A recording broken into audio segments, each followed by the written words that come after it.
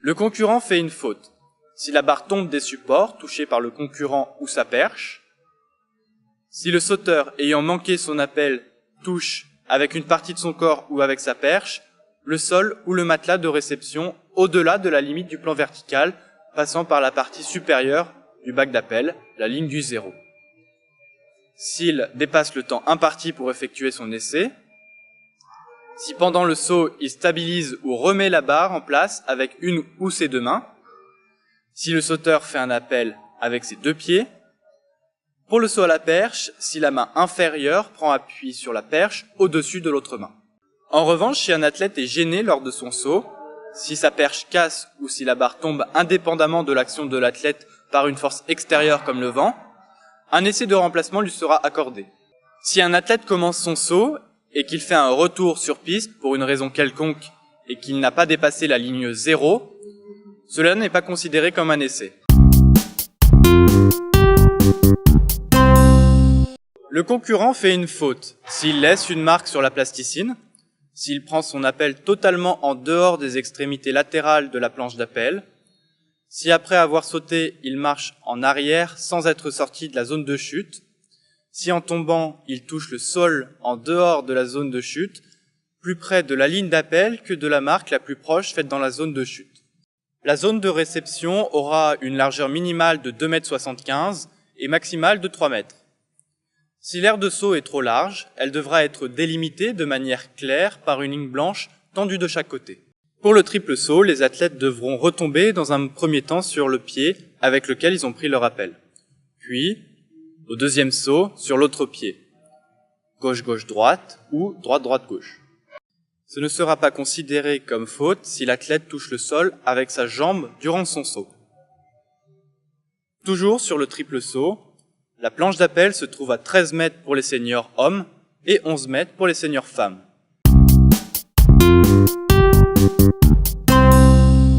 Durant le concours, les athlètes ont le droit de faire déplacer les montants dans l'axe de la course, entre le point 0 jusqu'à 80 cm.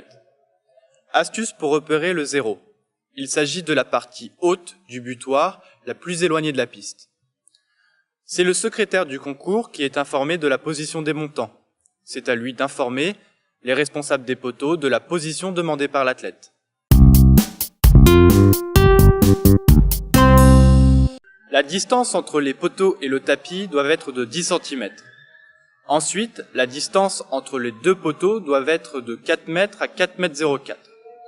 Une ligne blanche doit être tracée au sol entre les deux poteaux.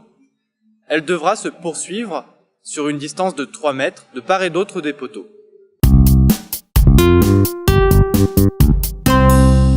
Avant de débuter le concours, le chef du concours doit prendre connaissance auprès du juge-arbitre des différentes montées de barres prévues.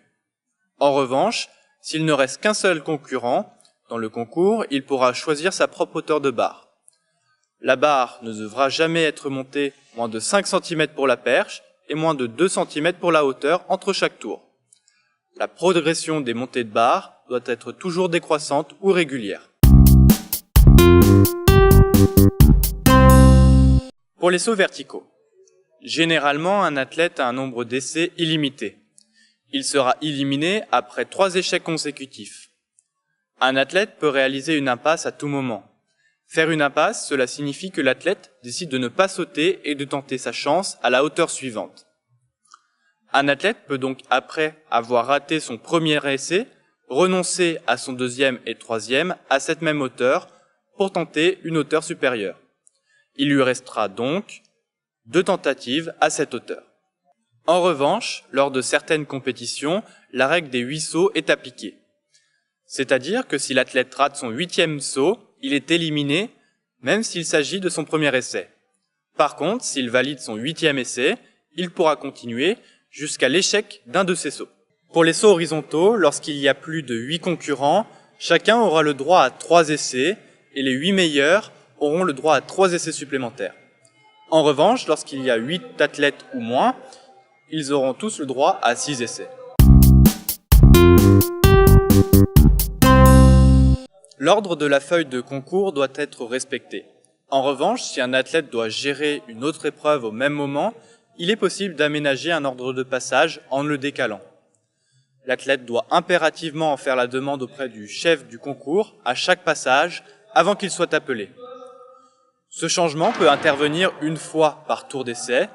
Dans tous les cas, l'athlète devra réaliser sa tentative avant le passage au tour suivant.